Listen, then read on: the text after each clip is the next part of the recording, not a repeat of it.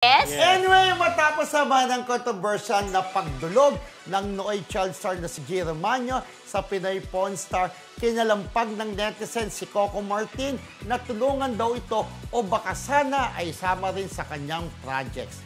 Sayang daw kasi ang galing ni Jiro sa pag-acting. Pero ang tanong naman ng ilan, carry pa kaya ito ni Jiro o baka mga pasya dahil kinakalawang na ang kanyang acting career o ang kanyang pag-arte.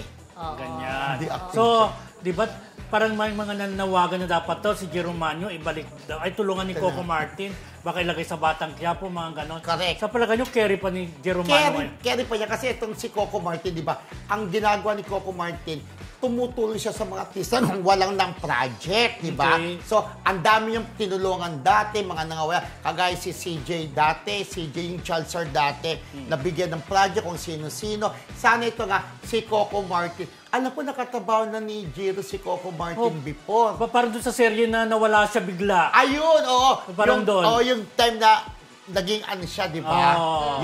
Yun nagkatabaw na sa dahil. Ang iniisip ng mga tao, si Coco'y tumutulong sa mga artistang walang project, sana kunin niya rin si Jiro. Si Jiro po ngayon ay nagtatabaw sa REM as volunteer. Pero ngayon nandun siya sa bahay ng kanyang daddy. Doon siya na, sabi ko sa kanya, binenta mo yung trophy mo, no? Sabi ko yung gawin. Humingi ka ng komisyon? Hindi, sabi Ikwento mo nga. Sabi ko, Ikwento mo. binenta mo yung trophy mo sa ano ha, sa Gawad Arena. Sagot niya sa akin, ay binenta mo yung trophy mo, di ba? Balatuan mo naman ako, friend. Sabi ng ganun. Ako sa akin nangihingi ng balato. Tapos ang kasunod, pamasko ko. Sabi sa'yo. Ay, ganyan. Ngayon lang, kachat ko. Nakaluwag-luwag ka naman, di go. Tapos Diba? na yung Pasko. Hindi mo naman sinabing, sabi ni Tito Romel, host ka na ng Marisol Hindi, Academy. tapos yung Pasko. Sabi. Dumaan lang yung pera. Alam mo naman tayo mga breadwinner, di ba? Ikaw, pamilya, breadwinner tayong lahat. After so, dumaan parang lang mga tulala, di ba? Dumaan lang yung pera, ngayon wala na. Pero seriously, kasi hindi naman ito ang pangalawang pagkakataon na comeback kung baka sakasakali ni Jiro. Kasi binigyan naman siya ng chance noon nung pagkagaling niya sa rehab, di ba? Pero may mga naririnig tayo na naging problema din, di ba? Kay Ai o kaya yung pag-acting niya. Parang hindi na rin siya interesado that time na correct. umarte, di ba?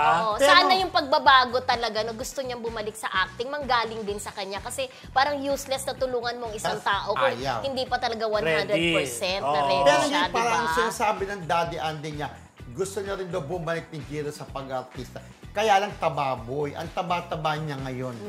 Carry naman yun Pero pagdating sa Oo, madaling pag-arte, magpapayat, kaya pa rin niya. Pero naalala niyo dati yung Mano po ba yung Manay po? Siya talagang lumutang doon. Yung bakla siya na may gusto siya doon sa the gym instructor niya. Siya talaga yung napansin doon. Mahusay naman actor. Siya yung pinakabatang naging best actor natin sa Star Awards po. Magnifico! Si Jiro sa Magnifico.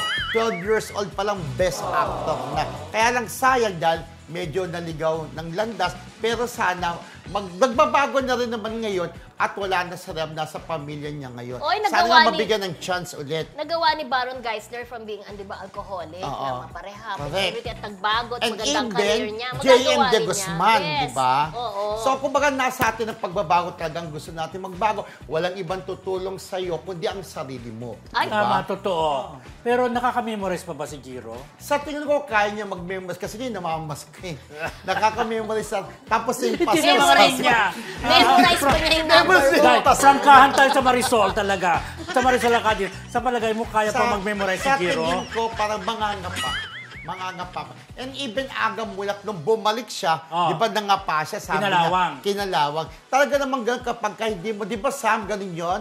Nangangapa ka, di ba? Pero kami, nawala kami Parang sa pagka show, hindi kami nangangapa ang nangapa. galing sa'yo, parang iba ang Oo. dating. Parang kagaya si Middle Gay, wala siyang kinakapa. Uy! Kasi wala sa jowa ngayon. Pero nung may jowa, kapa ng kapa.